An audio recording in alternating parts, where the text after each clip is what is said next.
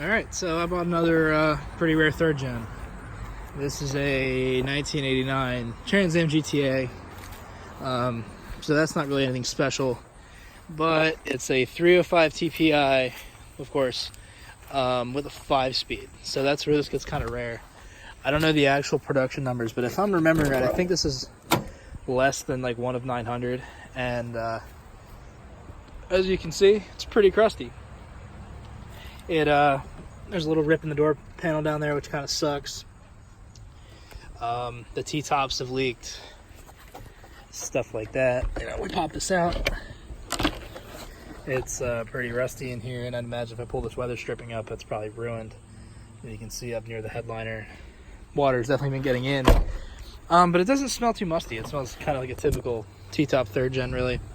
Now I'm gonna part it out because the floors are kind of rusty and it's all hacked up. You can see that trap door back there, done really poorly, and just all the mold on the interior from sitting for so long, and the sail panels are missing. That shock's not even attached right. Just dumb shit like that. The wing split. And all that stuff makes it kind of hard for me to justify attempting to fix this, as rare as it is. The floors are pretty rusty. The quarters aren't bad. Even my own cars are worse than this. Now the questionable thing, or the kind of what I'm most interested in, is allegedly this car only has 34,000 miles on it. And like, it is pretty clean, but it sat in the field for a long time. I mean, like, it's got Busch Light cans in it. I don't trust anybody that drinks Busch Light and works on cars at the same time. That's just asking for bad decisions. But yeah, like, it hasn't been on the road since 1997. It was 22 years ago. It's almost as old as I am. So yeah, like, even though I have everything to fix it, like I have this fender, I have a clean bumper, I have that ground effects piece, I could throw it together and get it painted and probably have kind of a nice driver. There's a little rust here. I bet it's, yeah, you can see water's been getting in here. It's probably all rusty in the windshield channels. Just like the paint baked off of it and it rusted. This kind of shit. Like, as much as I could do to this, I don't think I'm going to. It's just going to end up being a parts car, which kind of sucks. But I wanted to share what I found. It goes nicely with that Burgundy 92 GTA that I parted out. That was one of, like, I think less than 500. I forget the actual numbers. I'm not one to really care about the production numbers based on options or anything like that. And frankly, I bought it because it has really not, I mean, they're not nice because they're kind of moldy, but a solid shampooing would probably clean them up with no issue. Oh, yeah, it'd probably be all right. Nice Altima inflatable seats. It has good seat belts with the receivers, even though they're faded like always, and a 5-speed. That's always a plus. It's an easy like $500 almost no matter what. And GTA wheels. I love GTA wheels. These are dimpled, which are unfortunately, like, the really common ones. There's not really anything special about them.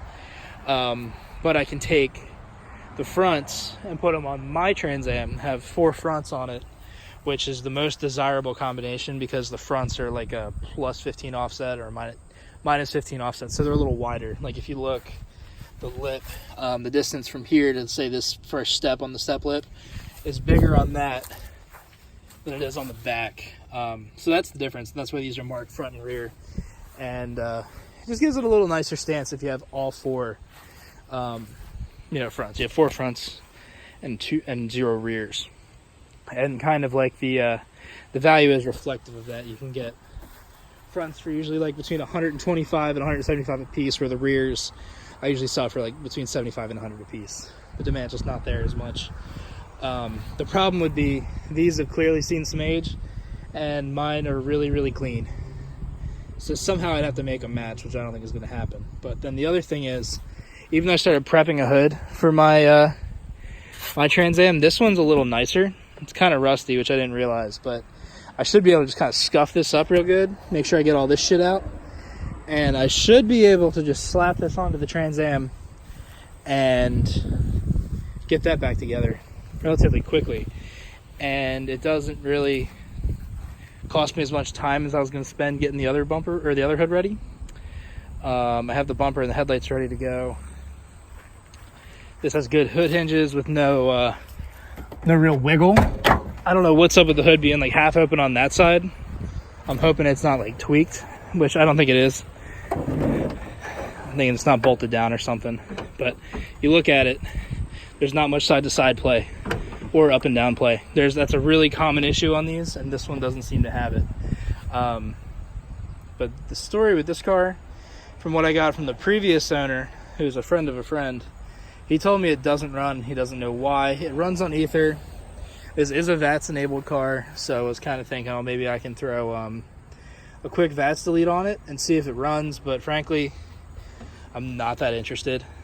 Like, really not. It could be the ICM too, I guess, which I'm even less interested in doing. I just don't really feel like it. It's not worth it to me. This is an easy part out car. I didn't spend that much money on it. It's easy money for me, which means I can do more race car shit with the Corvette and not have to worry about it so much. But like, this has a really clean set of TPI runners. It has the distributor cover. The factory MAF intake is worth a little bit, especially with the can. You know, as much as I want to use this as a product development car, or even like a fixer-upper to kind of have some fun with, I don't think I'm going to. Like, let's see. Slave cylinder is pretty much empty. Because I guess the other thing I forgot to mention is when I had this car delivered, right? The owner said he'll deliver it for $850. I'm like, okay, yeah, sure, why not? It's not a bad deal. So yeah, he brought it over, and I was like, do the brakes work? Because I'm obviously rolling it towards some trees and brush and shit like that, and I really didn't want to pull it out of there or hit the brush and break the hatch and make a big ass mess. So I hit the brakes as hard as I could, and it didn't do shit. Brakes, like, pedal went straight to the floor, it didn't do anything. I ripped the e-brake, that didn't do anything either. So then I popped it in gear and let the clutch out, and that didn't do anything either. So something's fucky. The trans might not even be any good. But yeah, I mean, I'm just gonna start cutting this bitch up. We'll probably find some interesting surprises, especially with all this fucking mold in it. It's a good thing I'm allergic. I just noticed this has a set of Trans Am fender vents in it, the heat extractor vents, for a GTA, which didn't get the heat extractor vents. It just had regular Firebird fenders. So that's kind of weird. I don't know if he'd planned on grafting those in himself with an angle grinder or something. That's kind of what it looks like. You can tell someone was trying to take this fender off because all the fucking bolts and push pins are out, to take the liner out, and all the bolts are here, so that's kind of weird. But yeah, I just found that weird. More kind of goofy shit. This is a watch, a weird watch. It's not even like a Fossil or something. But it's got the GTA badges, which is cool. I just got peeled off. You know, the badges are worth a little bit. People like them. I kind of like just to have them, just because it's kind of cool. I usually keep at least one signifying part from the cars I part out, just kind of because I'm weird like that. Factory WS6 center caps, that's pretty cool. The fuel door was off because of the guy doing the tank, so that's cool too. Get a little bit of money for them, but yeah, that's like this is nothing I've even taken off yet. Just kind of random goodies I found in the car.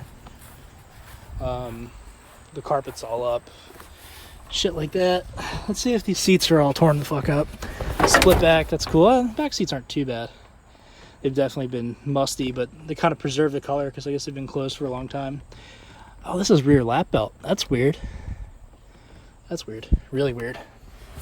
I thought it was a 3-point belt in 89. Maybe this is actually an 88 or something, which would make it kind of less rare, but I don't know. That's weird. Because of the wheel, but disc brakes are rusty as shit. They're iron disc brakes. Or iron calipers, I guess I should say, with disc brakes. So this is a 9-bolt, which is pretty cool. It's the Australian Borg Warner rear end. Let's see if I can find the center console lid, because that would be pretty nice. Plastic distributor cover for TPI, crusty sun visors, seats, little B. Man, where's this fucking center console lid? I guess I can look in the back. I'm curious what options this thing had. Like, it's a very well optioned car. Like I said, it has the Ultima seats, G92, maybe, hopefully. But 305 TPI 5-speed is a good option. Digital dash.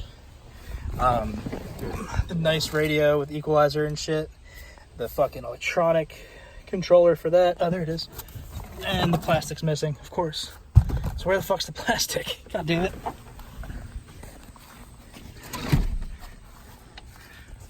Wonder if I'm gonna find any gross boys when I slide the seat forward. Oh, it's seized. Sick. Let me see if I can. So I just let down this panel, this underdash panel. And the computer's not in its holder. The VSS buffer box is out. This looks like a remade computer, but the fact that the buffer box is down already is kind of weird. Actually, the fact that it's all down already is kind of weird. This wasn't even tight, and I realized over there on that kick panel, there's an aftermarket alarm.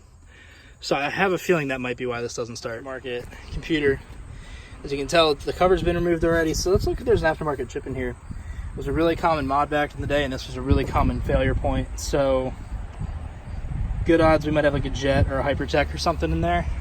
It's all junk, but again, it's one of those weird things I like. So you can tell this computer's probably not any good. There's corrosion all in there. I'm not even going to bother trying to sell this. There's no way in hell this works. And that's a stock chip. Supposedly this was a 350 TPI car, which is not true. They never made that from factory, but guy swore it was. I don't believe it. Clearly it's never been swapped because literally all the emission stuff is still there. I'm going to Google the code on the chip. That's kind of a weird differentiator for me. Is usually whatever the chip is probably what the car was originally, because a lot of people don't switch them. God damn, that's corroded. But yeah, I'm going to look that up and see what AKFY is. An 88 305 TPI 5-speed. Just like I expected. Not really a big deal, you know. It'd be cool to have a 350 just because it'd be another 350 I have. I could put that in like another car or whatever, but it's not. I don't really care. The cold start injector's there, so it's definitely an 88. I mean, the chip confirms it. It's a totally different programming from 88 to 89, so yeah, no big deal. Like I said, it's about what I expected. So yeah, I guess we'll just keep parting it out. At that point, you know, it's not a 350 car. I'm not really that interested anymore. I have much faster and more fun toys than a 305 TPI fucking 3rd gen. I have one already with T-tops, and I have a built motor 350 car. So a stock one, 1988 spec, not really for me. I think I'm gonna leave it as rated as it is now for now. Basically, I want to try out the digital dash. I want to try out the radio because obviously I can get more money for it if it's working, and I can confirm it works. I guess I'll take these and I'll sell them. Maybe somebody will rewrap them or something. But yeah, like if I can confirm that all works, not sell it as untested, sold as is, you know, that's a nice plus. So I just need to bring a jump box up here because I forgot mine. We can go from there. But yeah, this is going to be a video of the death of my probably 2nd or 3rd rarest 3rd gen. Oh yeah, that was yummy. Yummy. Glad I caught that. But yeah, thanks for watching.